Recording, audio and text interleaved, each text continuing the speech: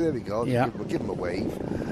Then it's the Red Bull of Cole Parrish, and you can see there the Lando Norris. It's not quite McLaren up yet, but that's the design. Yeah. We like it. Inspired by. Yeah, we like it. Not quite a retro Formula One, but No, but inspired by. Inspired by Lando Norris. Yes. McLaren, that is. Yes. Now, warming tyres, shredded tyres for all weathers on these Bambinos. Yes.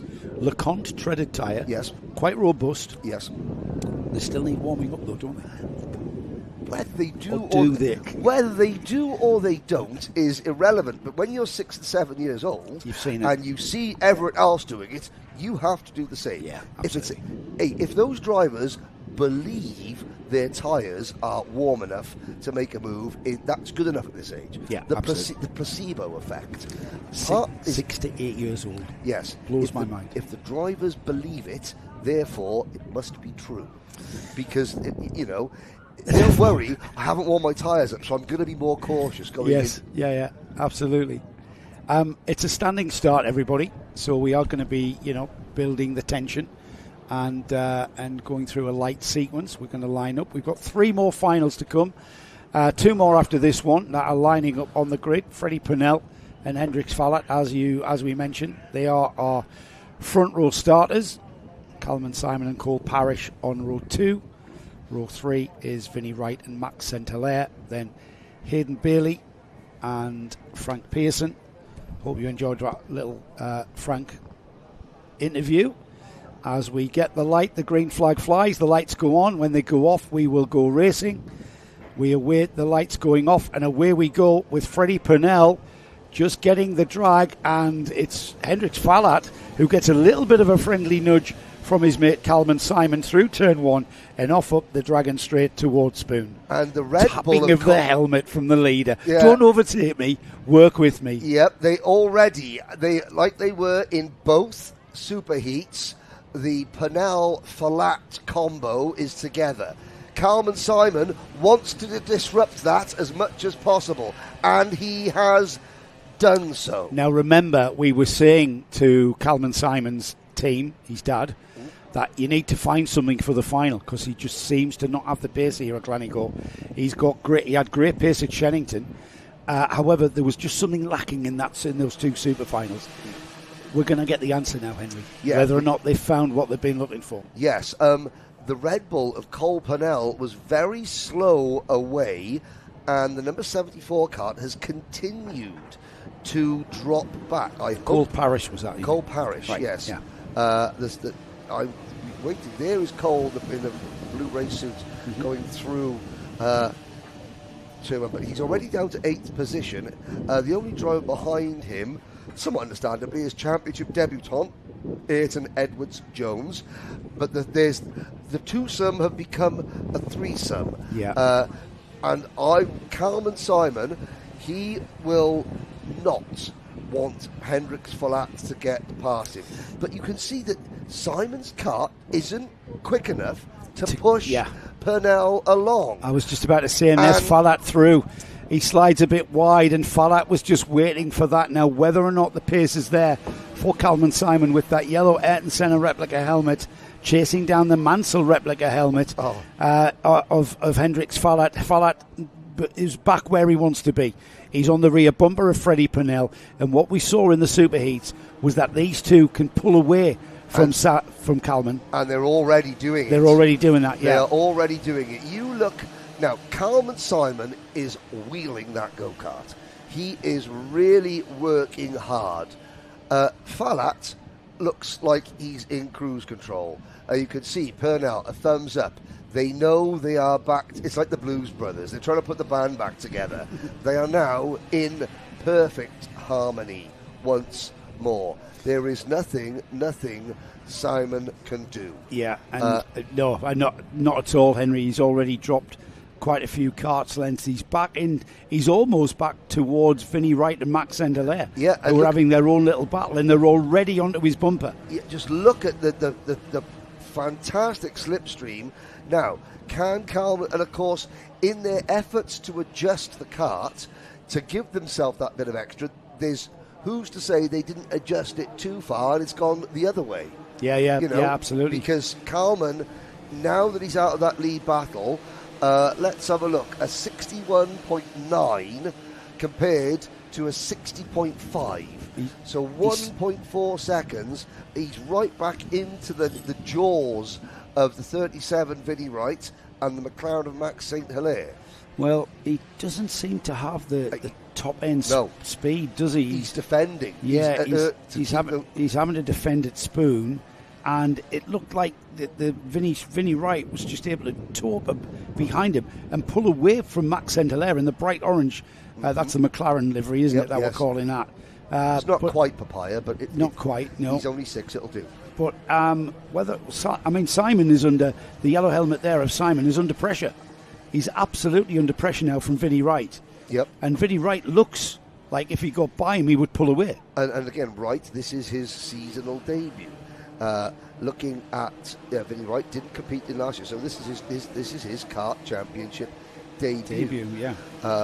So he's lacking experience compared to Kalman Simon, who finished in this class when he was 5th last year, but he's running the number 12, of course, in deference to Hayden Senna.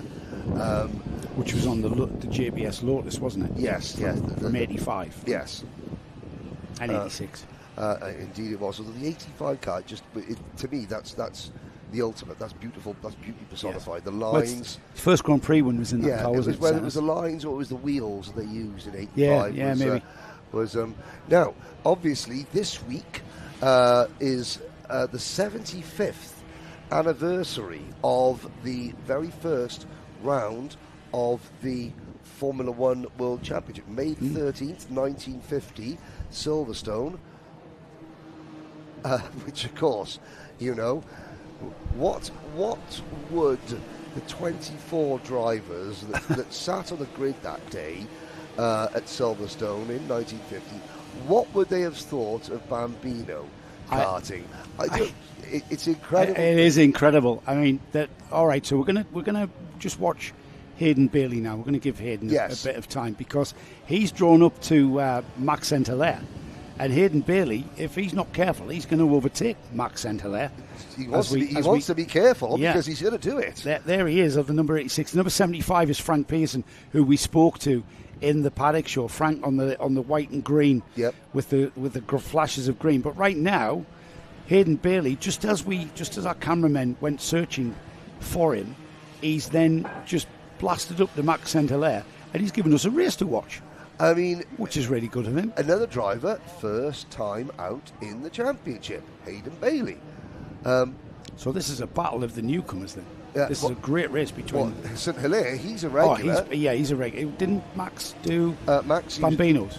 He was 8th and 10th in the two finals this year, was Max St. Hilaire. But Hayden Bailey, I've got no record of him last year or this year. Well, Hayden Bailey's learning the ropes, and he's a quick learner as he comes up towards the spoon. We've had a change of lead.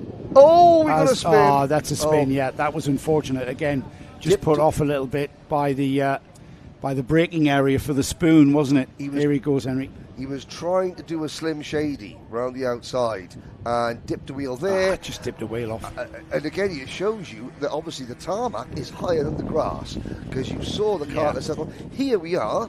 Change of lead. Back at the ranch, ladies and gentlemen. Yes. It's the Williams of Falat leading. Of course the lead changed when we went down the order.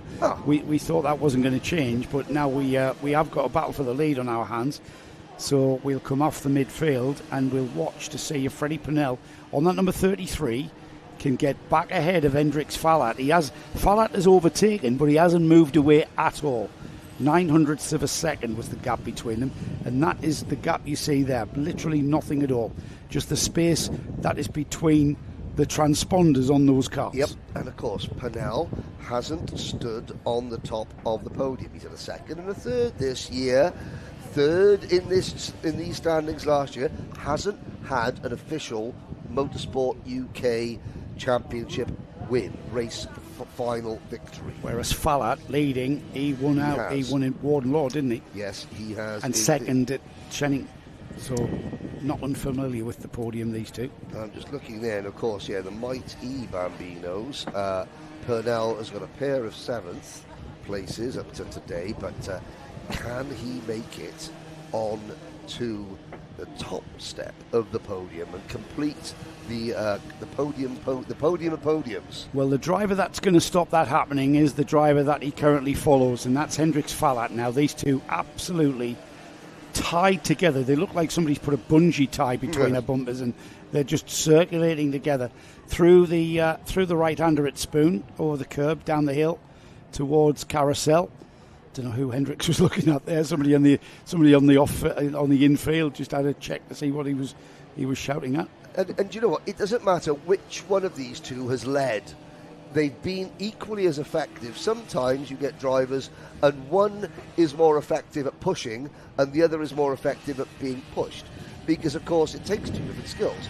If you're doing the pushing, you've got to brake ever so slightly earlier, and then you've got to get on take a tighter line off the corner, get on the power earlier to draw back up on the straight. You can't be a pusher if you're out-braking yourself. And you can't. And what happened there was the momentum carried him onto the rear bumper. Yep. Now, if he had the gap for the momentum to carry him alongside, he couldn't get alongside because he had nowhere to go. So he's got to follow him. Yeah, he's got to follow him for another lap. Whether it's been Purnell leading and Fallat pushing, or Fallat leading and Purnell pushing, both these two have worked equally as well together, because they are now 6.5 seconds in front of Vinnie Wright, who is in 3rd place. Vinnie Wright has passed Calman Simon.